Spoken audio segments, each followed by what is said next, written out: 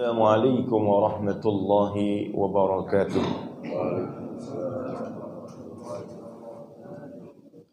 Alhamdulillahi rabbil alamin wa bihi nasta'in ala umuri dunya waddin.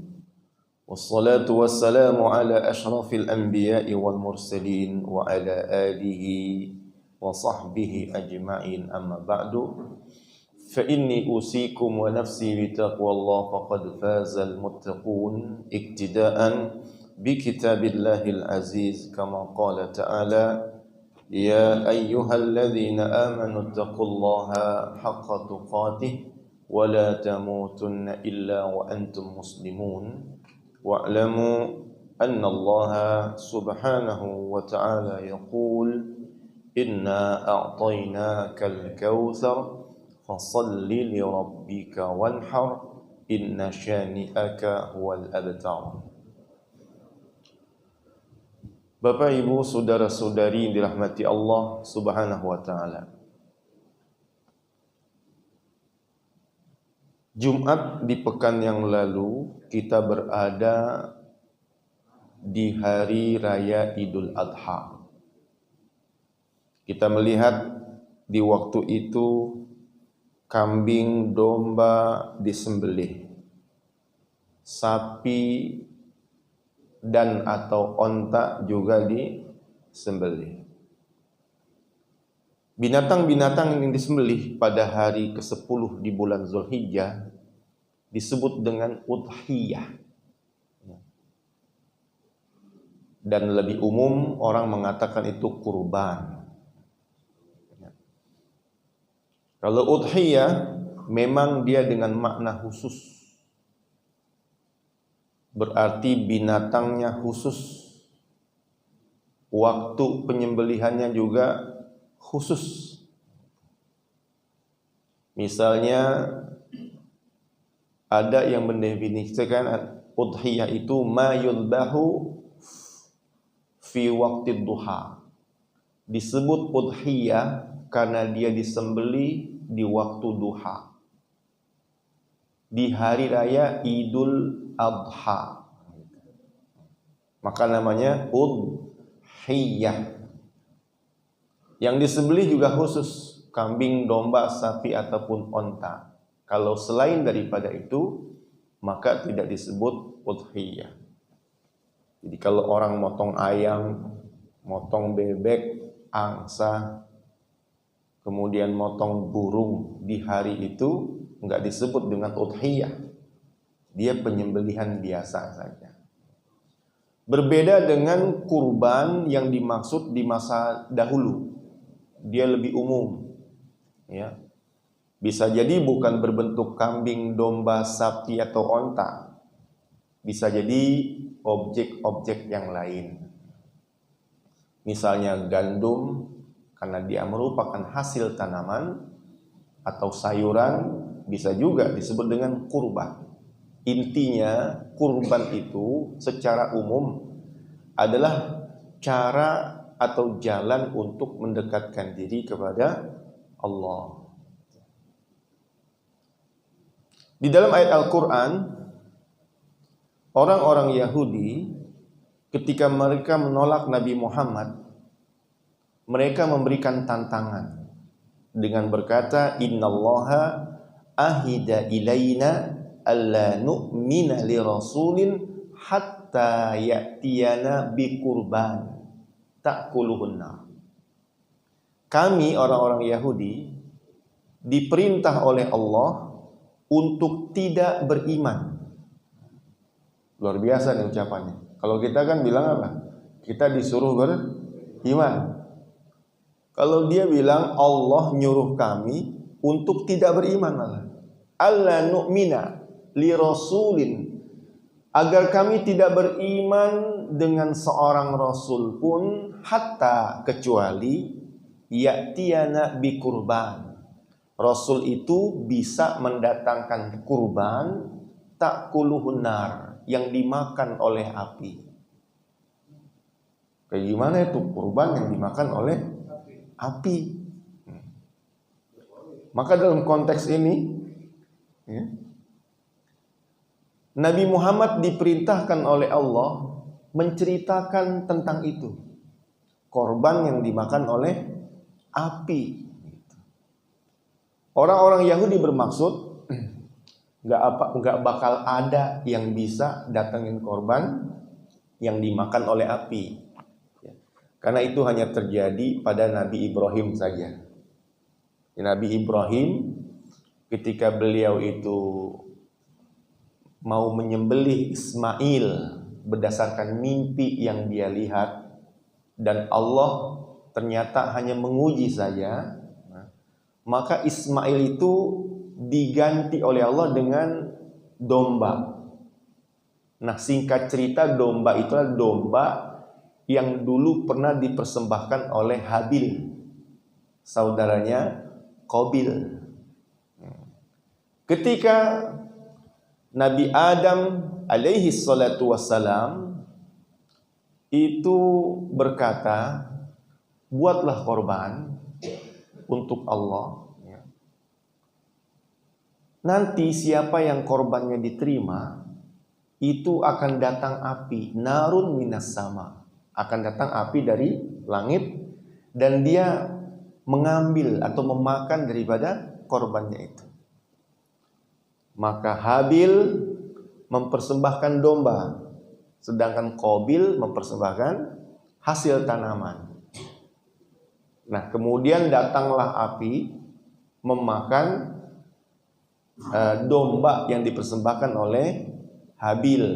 Nah, itulah yang dimakan, maksudnya diambil, disimpan, yang kemudian dikeluarkan lagi, didatangkan lagi sebagai ganti daripada Nabi Ismail. Artinya yang bisa seperti itu cuma Ibrahim.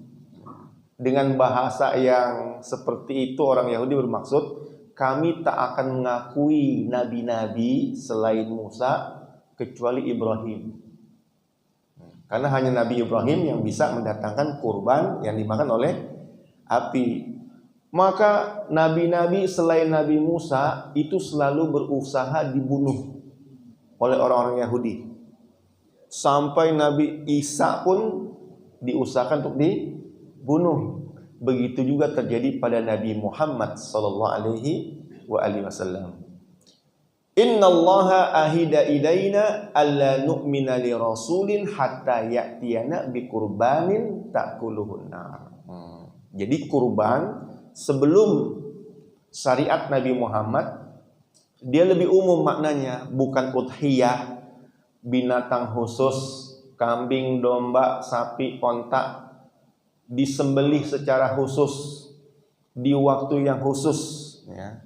Tetapi kalau kurban maknanya lebih umum, semua jalan yang dipakai untuk mendekatkan diri kepada Allah namanya kurban. Bapak, Ibu, saudara-saudari yang dirahmati Allah Subhanahu wa taala. Sehingga apabila dia itu bukan kambing, domba, sapi, dia nggak disebut kurban. Demikian juga kalau dia disembelih tidak di waktunya, bukan disebut kurban. Misalnya belum waktu duha, belum sholat Idul Adha udah disembelih, maka dia nggak jadi kurban, nggak jadi udhiyah, nggak jadi udhiyah, dia jadi shadaqatul laham, sedekah daging biasa. Berdasarkan hadis Nabi Muhammad sallallahu alaihi wasallam, beliau bersabda,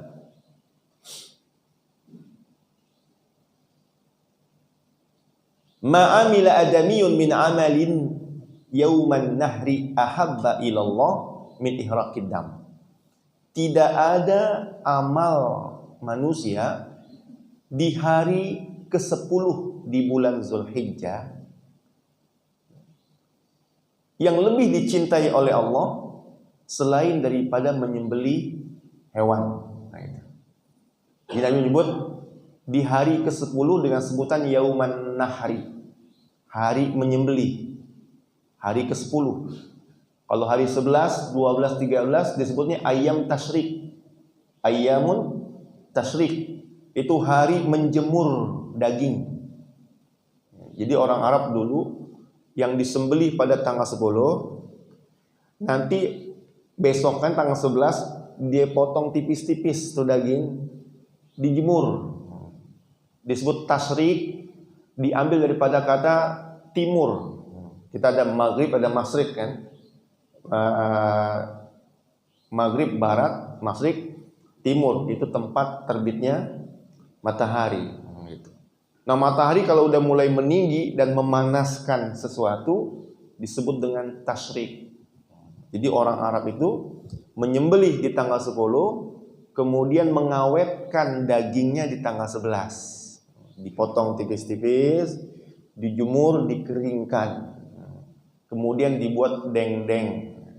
Ya, pengawetannya adalah dibuat deng-deng, daging yang tipis, kemudian dijemur hingga awet. Namanya ayyamut tasrik. Jadi ada perbedaan nama.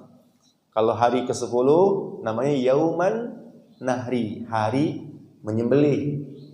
Kalau 11, 12, 13 namanya ayyamut tasyrik, hari mengawetkan daging yang sudah disembelih itu dengan cara dikeringkan, dipotong tipis-tipis, dijemur di bawah terik matahari. Dan Nabi Muhammad SAW bersabda juga, "Ma min ayyamin al-amalu salihu fihinna ahabbu ilallahi min hazil ayyamil ashar." Tidak ada hari di mana amal saleh di dalamnya lebih dicintai oleh Allah dibandingkan hari-hari yang ke-10 di awal bulan Zulhijjah. Di tanggal 1, 2, 3 sampai dengan 10 itu amal soleh sangat dicintai oleh Allah. Hanya saja hari ke-10 amal solehnya disebut secara khusus, yaitu menyembelih, ihraqid dam. Sahabat bertanya, walal jihad ya Rasulullah, apakah jihad juga tidak bisa menandinginya? Beliau menjawab, walal jihad, jihad juga nggak bisa menandingi amal penyembelihan di hari ke-10. Kecuali, kata Nabi, kecuali apabila orang yang berjihad itu kharaja bi nafsi wa mali, membawa diri dan harta, walam yarji bidzalika min syai', dia nggak balik lagi alias mati syahid. Jadi kalau bapak ibu menyembelih hewan kurban di hari ke-10 itu seimbang atau tak dikalahkan oleh amal apapun kecuali dengan orang yang berjihad sampai mati syahid. Masya Allah, alhamdulillah. Kembali kepada kurban yang disebut oleh orang-orang Yahudi berdasarkan cerita tadi, tanda kurban diterima dimakan oleh api waktu itu. Nah, kalau waktu sekarang kita bingung, gimana cara kita mengetahui korban kita diterima? Ada yang dimakan api kemarin korbannya. Ada Pak Ustaz bikin sate. Itu bukan dimakan api, kita yang makan korban. Jadi bingung kita. Lalu seorang ibu bilang, alhamdulillah Pak Ustaz, kalau saya sih diterima korban saya oleh Allah. Panitia Pak Ustaz, panitia pasti nerima. Ya, panitia pasti terima korban kita. Ya, bahkan mereka membuka diri, ayo sebanyak-banyaknya datang kami tampung. Ya, akhirnya nggak sanggup keteter dia. Dia pikir ini udah hari Jumat lagi nih, Idul Adha nih. Sapi 49, kambingnya 7 nih. Gimana nih? Udahlah, besok aja hari Sabtu katanya. Besok aja hari Sabtu misalnya. Nah, padahal kalau berdasarkan hadis Nabi, idza amartukum bi syai'in fa'tu minhu mastata'tum. Jika aku suruh kalian sesuatu, lakukan semampu kalian. Nah, dari hadis itu ulama bikin kaidah, yaitu al-maisur la yasqutu bil ma'sur. Perkara yang mudah tak boleh gugur disebabkan oleh perkara yang susah. Jadi kalau memang mudahnya menyembelih kambing 9 ekor, jangan dibatalin hanya karena gara-gara nggak bakal selesai.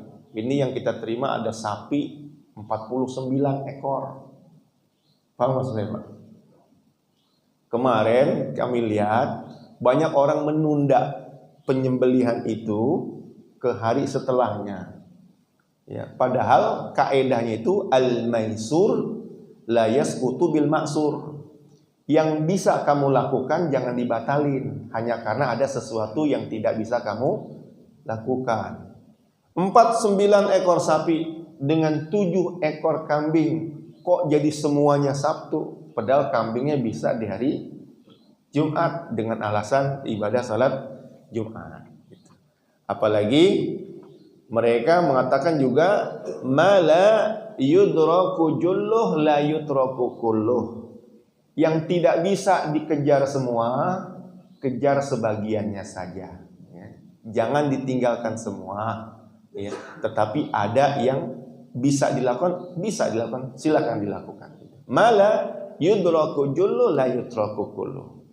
Sehingga akhirnya ya, di sebagian tempat syiar menyembelih di hari ke-10 itu menjadi hilang.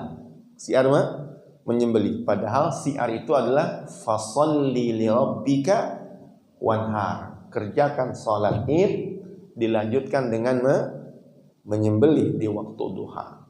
Nah, Bapak Ibu saudara-saudari dirahmati Allah Subhanahu wa taala. Maka akhirnya ya, kita kembali kepada cerita tadi tentang korban. Korban yang diterima adalah ketika dimakan api. Tapi kalau sekarang gimana kita tahu korban kita diterima? Karena nggak ada api yang datang memakannya dari langit. Ya. Ternyata kalau kita teliti dari cerita itu, Allah mengatakan fatuqubbila min ahadihima walam yutaqabbal minal akhar. Yang satu diterima korbannya, yang satu ditolak. Sebab apakah yang satu diterima dan sebab apakah yang satu ditolak? Ternyata cerita punya cerita di dalam tafsir ya, itu Qabil yang ditolak korbannya itu pernah mengungkapkan kepada saudaranya bahwa nahnu min wiladatil jannah. Kami ini ya anak kelahiran sorga, sedangkan kamu adalah anak kelahiran bumi. Jadi dia merasa ganteng, saudarinya itu sangat cantik, ya, nggak rela kalau saudarinya itu dikawinkan dengan si Habil. Nah, maka dia bilang, nggak boleh. Kami ini kelahiran sorga, ente kelahiran bumi. Bentuk kesombongan. Kesombongan. Jadi dia serupa dengan iblis, ya, ketika dia melakukan perbuatan yang sama dengan malaikat. Kalau Qabil dengan Habil perbuatannya sama, yaitu berkurban dalam bentuk memberikan sesuatu. Sementara iblis dan malaikat sama-sama berkurban mendekatkan diri kepada Allah dalam bentuk tasbih, tahmid, sujud dan ruku. Kata malaikat, nahnu nusabbihu bihamdik wa nuqaddisu lak. Kami ini malaikat memuji, bertasbih, sujud, ruku, mensucikan Tuhan.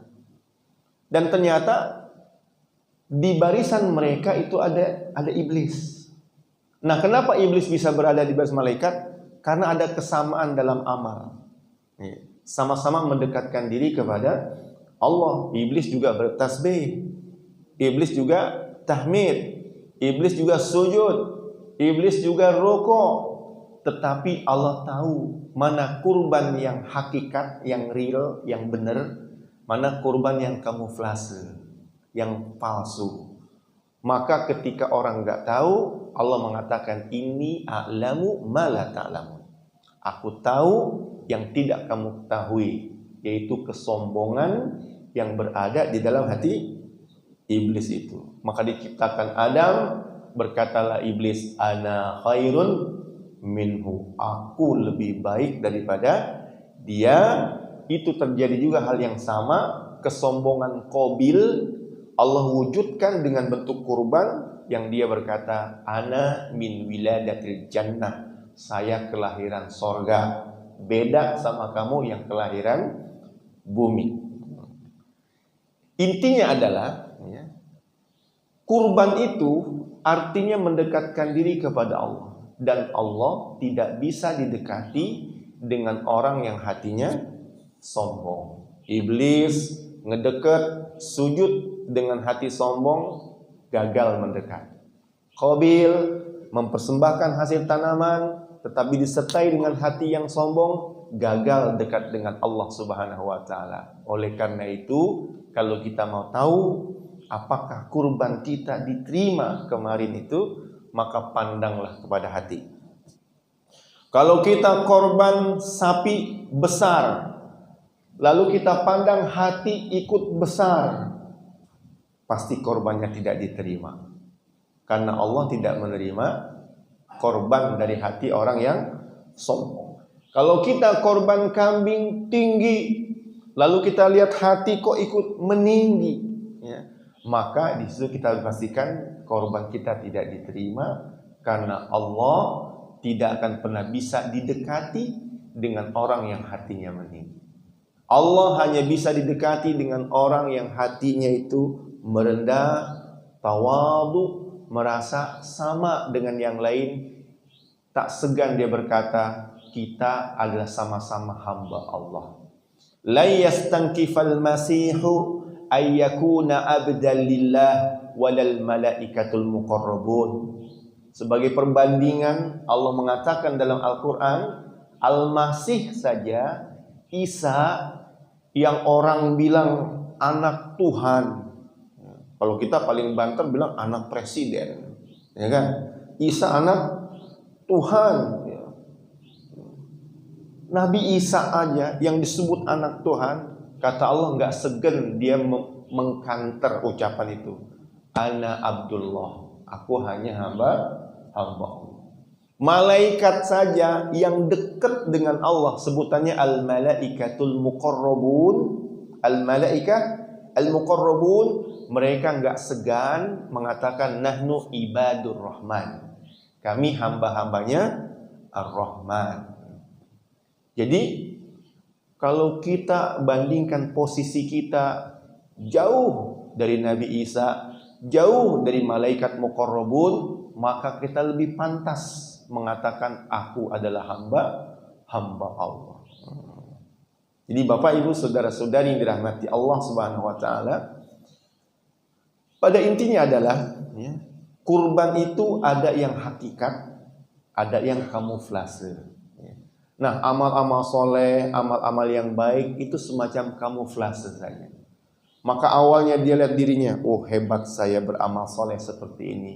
Ketika ada tandingan muncul kesombongannya, maka korbannya ditolak oleh Allah Subhanahu wa taala. Sehingga kurban bisa kita katakan bahwa dia adalah jalan mendekatkan diri kepada Allah, dan Allah tidak bisa didekati dengan orang yang hatinya sombong lagi meninggi.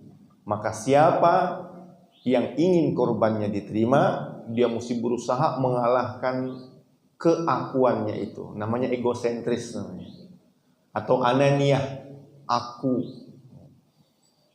Di antara sahabat Nabi yang berhasil mengalahkan egosentrisnya, keakuannya, namanya Khalid ibnul Walid.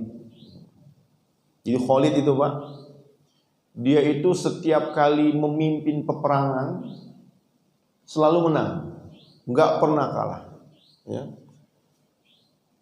Waktu masih kafir, di mana dia ikut perang pasti menang.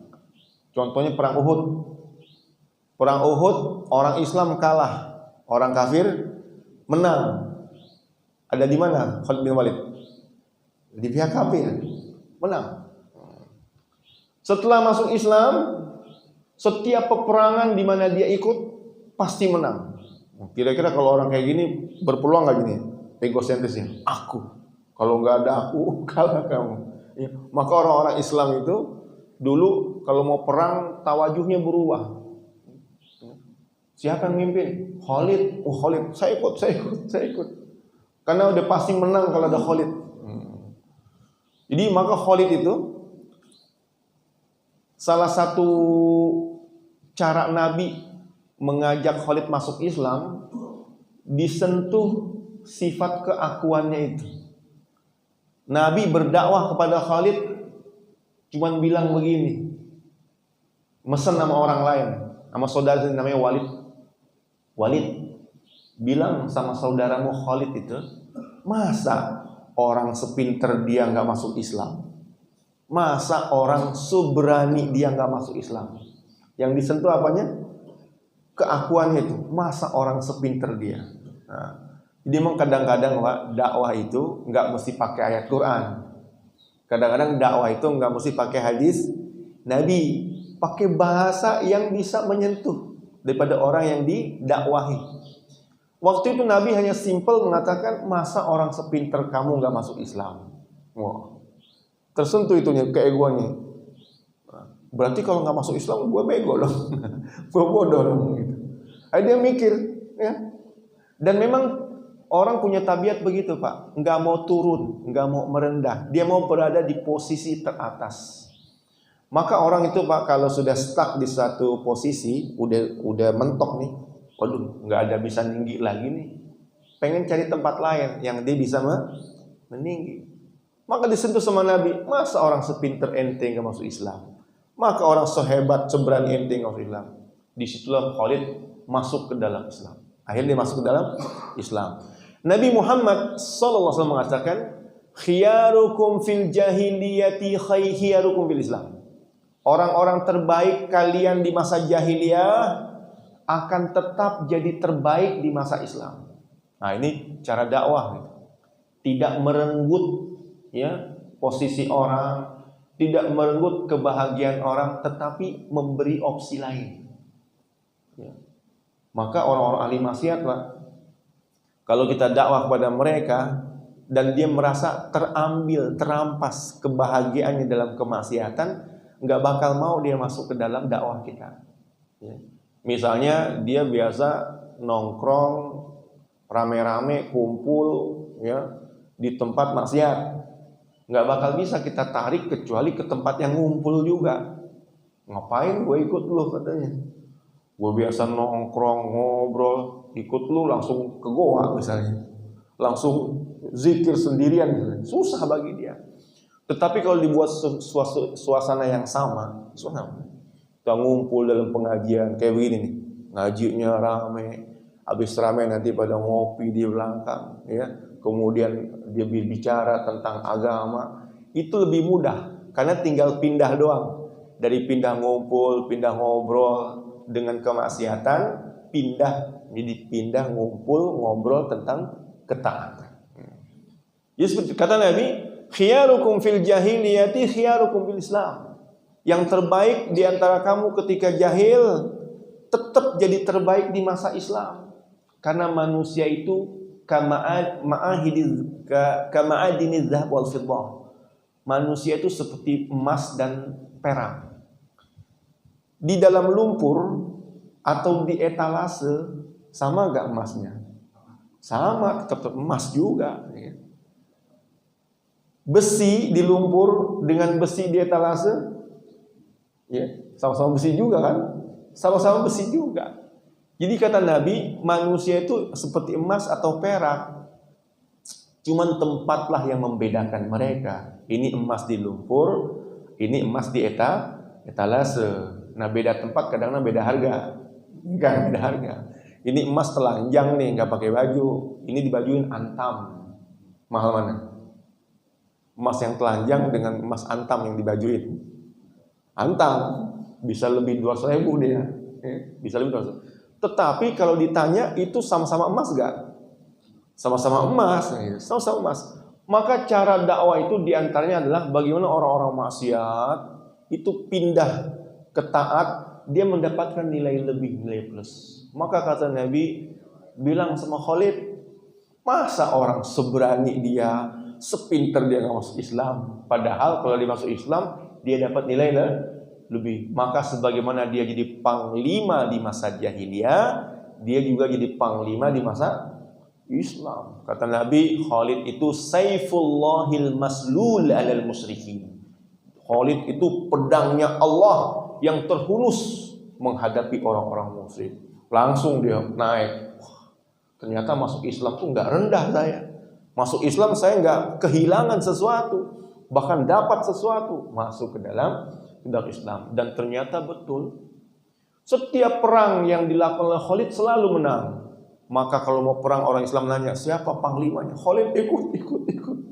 Maka dia dipakai sampai zaman Abu Bakar. Sampai zaman Abu Bakar, ya, Khalid disuruh mimpin memerangi orang yang tidak bayar zakat. Maka di situ dia mulai kena fitnah, isu, ya. Karena ada seorang orang Islam namanya Malik bin Nuwairah. Malik bin Nuwairah punya istri cakep, tapi dia nggak bayar zakat. Khalid disuruh sama Abu Bakar memerangi orang yang nggak bayar zakat. Akhirnya ketemu dengan Malik bin Nuwairah karena dia nggak bayar zakat dan dia mengajak masyarakatnya untuk tidak bayar zakat diperangi sampai mati terbunuh. Nah, ketika mati terbunuh kan istri cakep nih, dinikahi oleh Khalid bin Walid. Oh, mulai isu, Khalid bin Walid ngebunuh orang Islam hanya untuk menikahi seorang perempuan, padahal dia itu memerangi orang yang tidak bayar zakat. Oh, gitu. Nah, maka saudara-saudari yang dirahmati Allah Subhanahu wa taala, tapi dia karena begitu hebat dalam perang, nggak pernah terkalahkan dan cocok dengan formasi pemerintahan Abu Bakar. Karena Abu Bakar itu lembut, Khalid keras. Bagaikan gigi dengan lidah, cocok, gitu kan? Kalau ada lidah nggak punya gigi, bisa gak makan daging, kemarin kongkong. Susah deh. Punya lidah tapi nggak ada giginya, kayak makan permen karet, nggak ketelan-telan. Atau punya gigi nggak punya lidah, kayak buaya nanti. Digigit daging, ditelan langsung, nggak sempat dikunyah sama dia, ya, karena nggak punya lidah. Jadi Khalid bin Walid dipakai dalam Islam sampai pemerintahan Abu Bakar karena cocok. Abu Bakar lembut bagaikan lidah, Khalid keras bagaikan gigi. Nah, di zaman Umar mulai nggak cocok nih. Umar keras, Khalid keras. Umar paham dia, wah ini nggak kena nih, saya keras dia keras, beradu gigi nanti ini. Maka kata Umar, Khalid kamu copot, nggak usah jadi panglima lagi. Nah, ketika dicopot dari jabatan panglimanya, isu tuh merebak. Umar mencopot Khalid karena begini.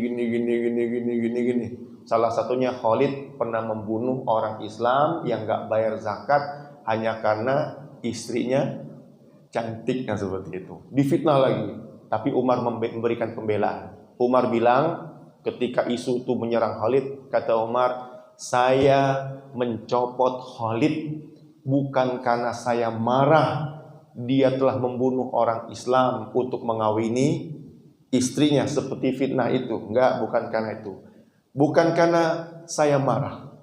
Dan juga bukan karena dia berkhianat, bukan karena berkhianat, tapi saya mencopot Khalid bin Walid karena ada faktor penting yang enggak boleh cedera, yaitu tauhid orang-orang Islam. Orang Islam dulu kalau mau perang, ya Allah berikan kemenangan, ya Allah. Mereka minta kepada Allah, fokusnya kepada Allah. Sejak Khalid nggak pernah kalah, yang dipikir ada Khalid apa gak katanya. Berubah orang Islam. Jadi akidahnya bisa bergeser dari tergantung kepada Allah menjadi tergantung kepada Khalid. Dan yang kedua, saya copot Khalid supaya dia hilang keangkuhannya, kesombongannya. Dan ternyata terbukti ketika dia dicopot, Khalid berhasil menyembelih sifat angkuh, yaitu keakuan. Aku yang memimpin perang, Islam menang. Gimana kalau tidak aku yang ikut dalam peperangan? Disitulah Khalid diuji dan dia ternyata berhasil meskipun dicopot oleh Umar dari jabatannya, dia tetap ikut berperang di bawah pimpinan anak buahnya dulu. Kira-kira siapa yang sanggup seperti itu? Kalau sanggup seperti itu kita bisa menyembelih sifat ego kita, ya. Enggak mau sombong kita, enggak apa-apa karena saya sama dengan yang lain.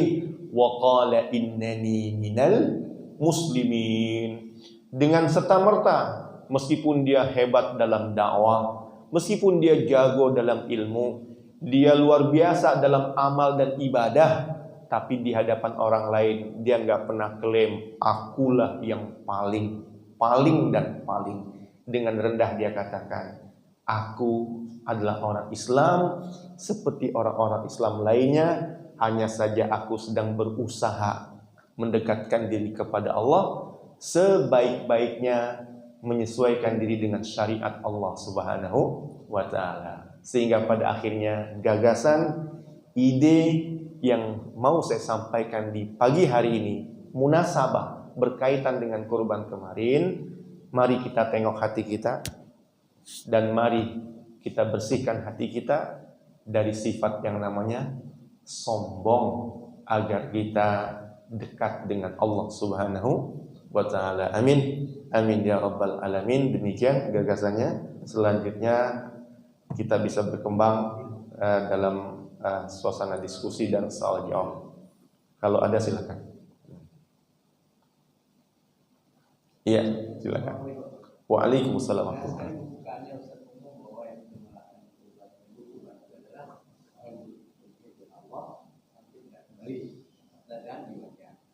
Yang berkorban itu sedikit ya. Apakah mungkin apa gitu? Apakah Ustaz yang dari tinggal di Papua gitu ya? Kemudian juga orang yang mungkin dari justru empati tinggal terjauh termiskin di Indonesia, yang dari Kalimantan apa mereka, kemudian apakah mereka yang rumah-rumah yang kadang-kadang dari itu atau juga semua tempat ada sholat. Tapi mereka rata-rata balik Pak, karena sekarang ini kan nggak ada perang gitu ya, nggak ada haus seperti itu. Nah, kemudian dia berperang di Israel atau di Iran itu nggak ada. Apapun itu atau yang lain. Jihad ya. Iya. Jadi yang bisa melakukan kurban, sehingga mereka kurban ini bisa. Oh ya. Bukan amal yang tidak Allah lebih dari itu. Jadi kalau dulu Nabi bilang kan ada jihad sampai mati. Sekarang kan ada gak jihad sampai mati? Kalaupun orang tuh sekarang jihad, rata-rata pada balik lagi gitu ya. Berarti nggak ada dong yang bisa mengalahkan menyembelih di hari raya Idul Kurban. Ya kalau dilihat sekarang, ya tadi kalau memang seperti nggak ada ya. Orang yang pergi berjihad nggak balik lagi. Ada nggak sekarang Pak? Ya kalau nggak ada, berarti usahakan Bapak tuh nanti kalau tanggal 10 itu menyembelih.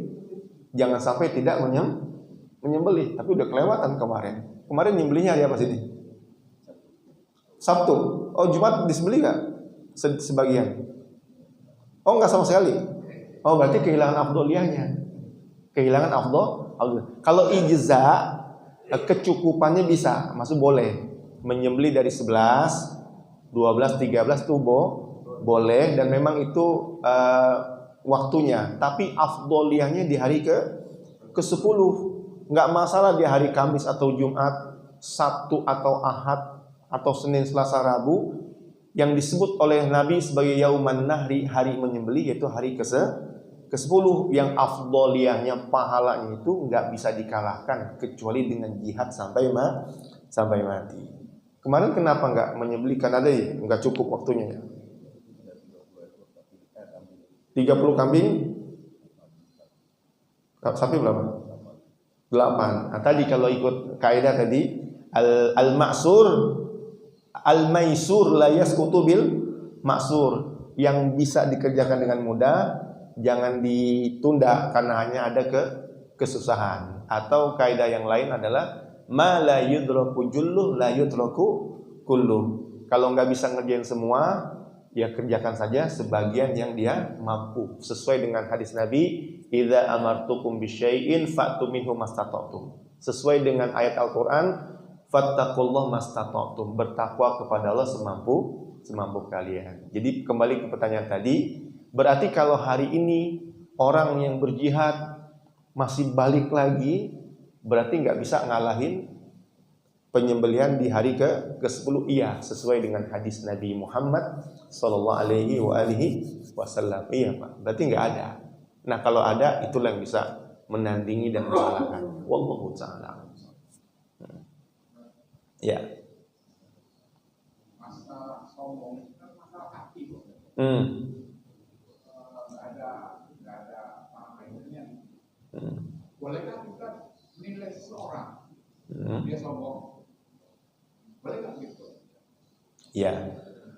Parameter sombong ada 2. Dalam hadis Nabi, beliau mengatakan sombong itu adalah gomtun nas wa batorul haq, merendahkan manusia dan menolak kebenaran. Ya. Merendahkan manusia dan menolak kebenaran, itu parameternya.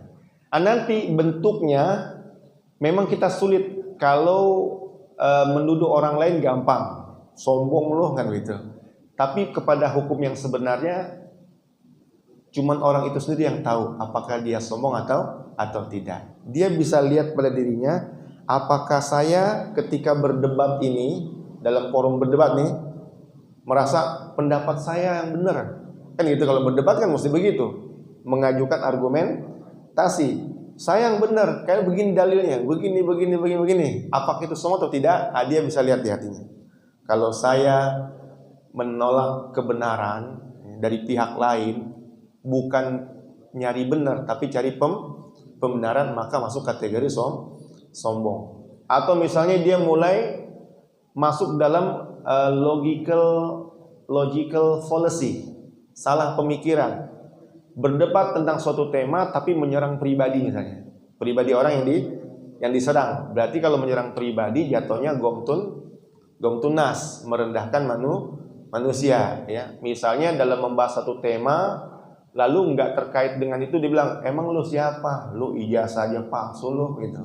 Padahal nggak ada kaitannya tema dengan ijazah. Nah, kalau dia merendahkan pribadinya di luar tema yang sedang diperdebatkan, bisa jadi kategori sombong, begitu.